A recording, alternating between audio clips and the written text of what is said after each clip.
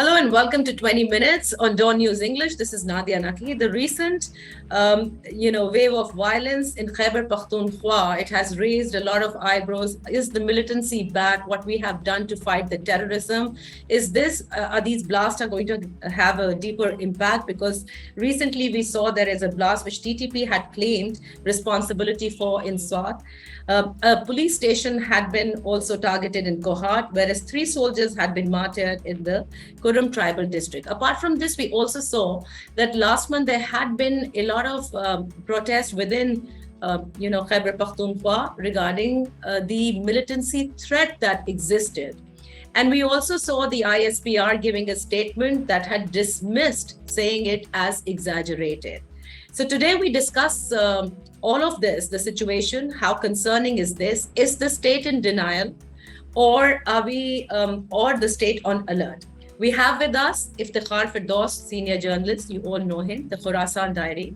And if you want to know more about it, you follow that and you'd know exactly what is happening on ground. We have with us Abdullah Gul. Need no introduction. Thank you so much for joining us on 20 Minutes. Iftikhar, I'd like to start with you. Do you think the state is on alert, or are these just sporadic, incidents that have taken place and we need not worry so much about them?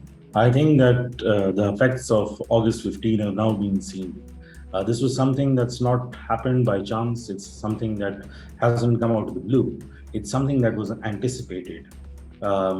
But one of the things that we see was the peace deal and the peace negotiation, the entire process, to actually, number one, buy some time. And the second part was that if there can be a peaceful political resolution to the conflict that's engulfed this area for the last 20 years, so that we can find a solution. I think some way things have gone wrong, and to sort of dissect it, we require more time.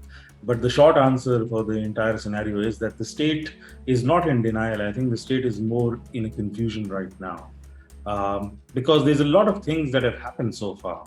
The guarantors of peace from Afghanistan, that were the Haqqanis. They themselves are under fire in Afghanistan because of the political tension that's brewing between the various groups of the Taliban, particularly after the Ayman al-Zawahiri strike. Whereas we've seen also changes in terms of those people who were heading the negotiations from Pakistan's side. Those officers, those people, that delegation is no longer there. So 2 main guarantors that were taking this peace process ahead, they seem to have fallen out because of political situations, as well as situations changing around in terms of posting and transfers as well. So we see the outfall of that because the lags in the entire process is the main cause of distrust. And just to give you the last bit in terms of what was supposed to happen and what's happened is that there were 2 jirgas that were sent to Afghanistan to carry out these negotiations, and the third one had to make a decision. Somehow that hasn't happened so far, and it's been almost like 2.5 months now. So obviously there's distrust that's been growing, and the outfall of that is what we see right now. Okay, so not only is this surprising, but also very concerning, Abdullah Gul Sahab, what Iftikhar just said. When he talks about transfer and postings, we do understand that when the command is changed, probably the policy changes, and it seems that the peace deal with TTP is in tatters because they have just claimed responsibility. So my question is, why, till when does, this confusion that exists, how should we get over this, number one? And number two, in your opinion, was the peace deal with TTP a good step forward? It was a very positive step going for the peace deal, and especially at a time when we were quite successful and almost, according to ISPR, we were like 96%, we achieved our targets. And I think we paid a very heavy price for it. And especially after the fall of Kabul back in 2021, 15th of August, lots of expectations, we developed from the Taliban government. But Taliban government in return, they wanted that they should be facilitated with some logistics, etc.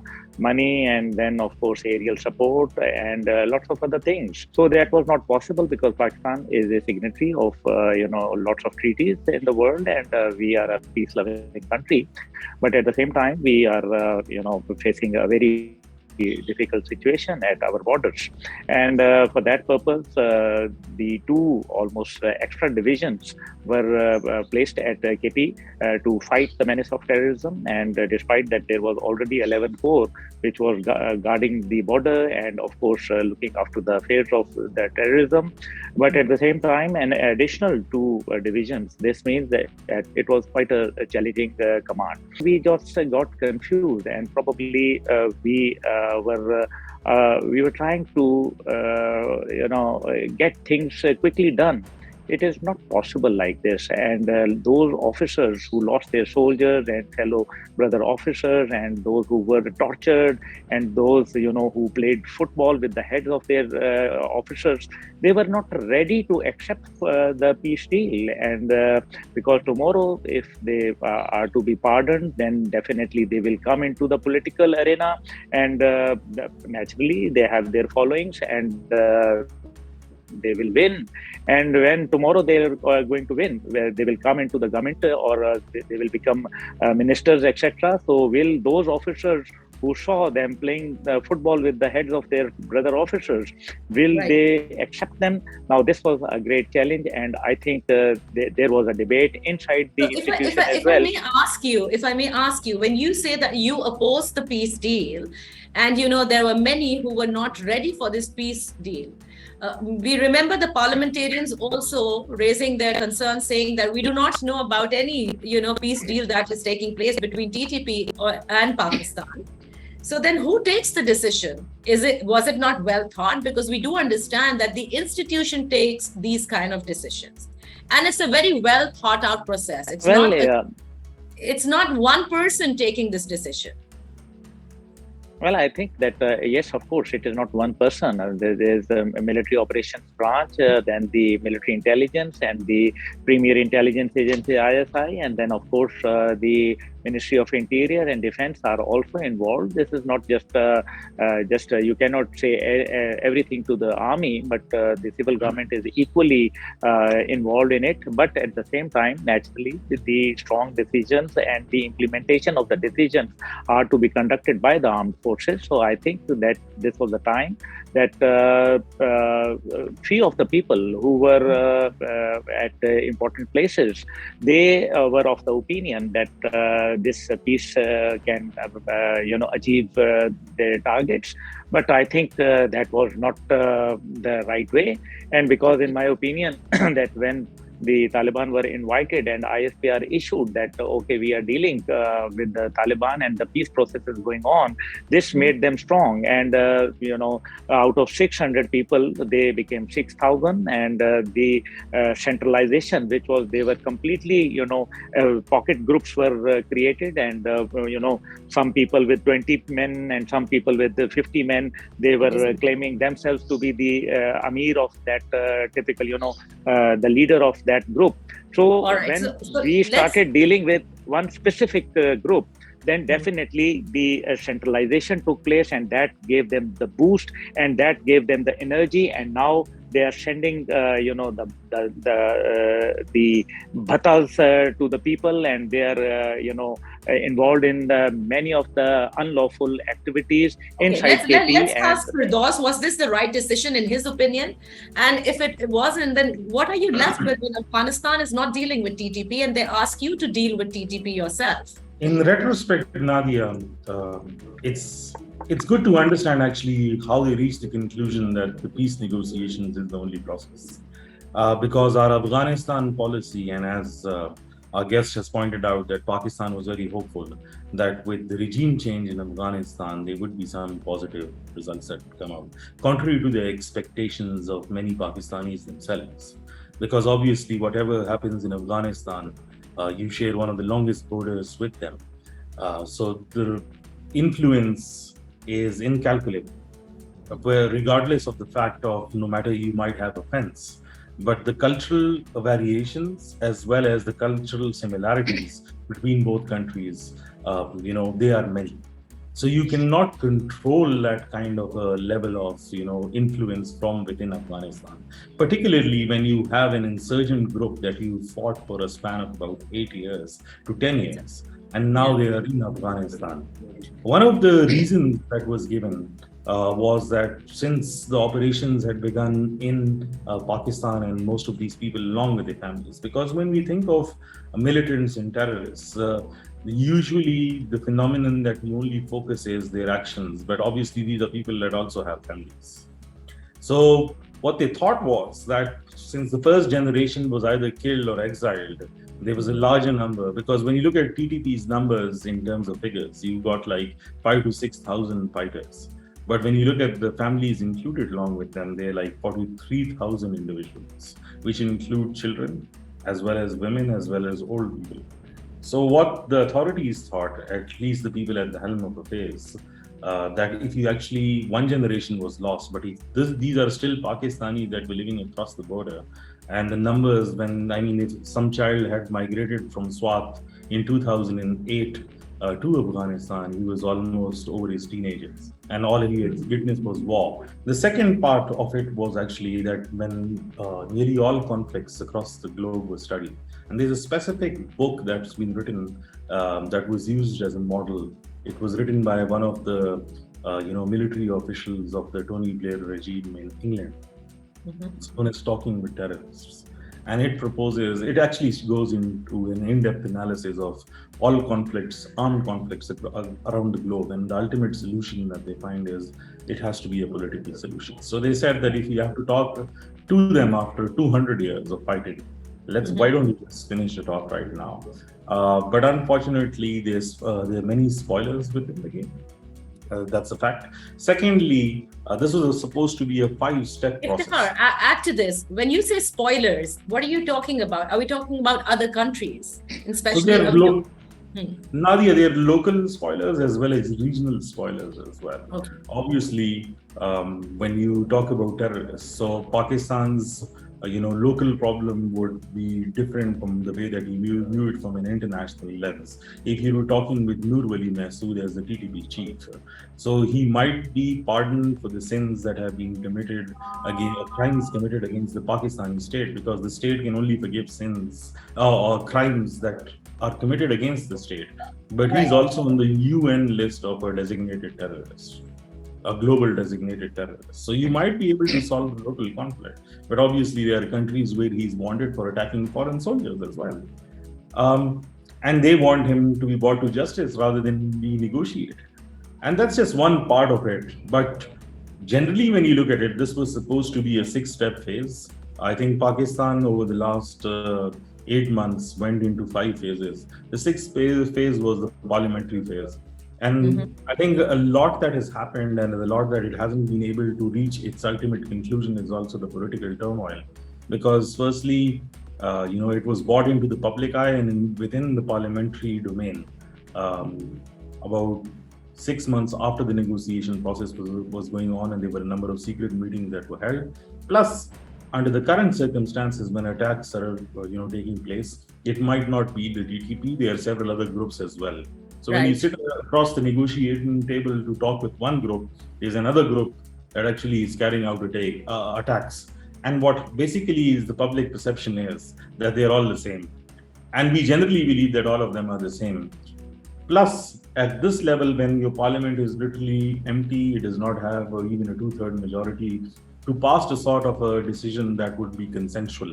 We're at a stage where we should actually question that, okay, this has gone wrong. What's the plan B? What's the contingency plan? How do you actually save people who have once suffered being displaced? They've suffered a number of killings. How do you do this right now? Okay, so the situation that you've been talking about is not very easy also to resolve. Do you not feel that Pakistan will also be under a lot of pressure, and so is Afghanistan? Yes, people in Balochistan and KP both are suffering, and especially those who are at the border area of Afghanistan, which is a very long border, 2,642 kilometers long. So naturally, there are issues, but at the same time, we cannot forget that those Taliban whom we are having a negotiation right now, or we were fighting earlier, or still we are fighting, they were harbored in America, inside Afghanistan. And at that time, all the coalition forces, including the American forces, were present over there. So they were unable to harness them properly at that time. So what do they expect from us? So now today, they have, I think, the F-16s. They are showing some concerns over the spare parts. They are going to strengthen the military against this terrorism, I think, and America has to, there is a change of heart, I can see, and hopefully things will get better. But at the same time, I would say that no mercy for terrorists, I believe, because there is a change of command over there in Peshawar. We have recently witnessed that the command was changed, and if the peace process was going on well, then there was no need for the change of command. So this is what I believe, and I see that the gentleman who has replaced is more, I would say, familiar to the area, because under many hats he served over there as so I would say that yes, there is going to be a change, and in my opinion, that change is going to result in not in peace process, because this peace process is not delivering according to our wishes and desires, what we thought upon. And naturally there is a 3.5 billion release of fund for Afghanistan. So probably the Afghanistan is also going to cooperate, and we will settle down this menace once and for all. And those who committed sins against humanity or against the state of Pakistan, there should be no mercy for them. This is my position on it. Iftikhar, how do you see it? Because we have last 5 minutes. Do you really feel it was performance for the change of command, or there's a lot of political connotation attached to that one? I think the model that was being adopted was the TLP model. So you end a sort of a fight on the streets and bring them into the political domain. If the people, because one of the demands was the imposition of the kind of Sharia that they want, and they were told during the negotiations that if people in Pakistan want to vote for it and they want that kind of system of governance, then you need to join the political circles rather than being in an armed struggle.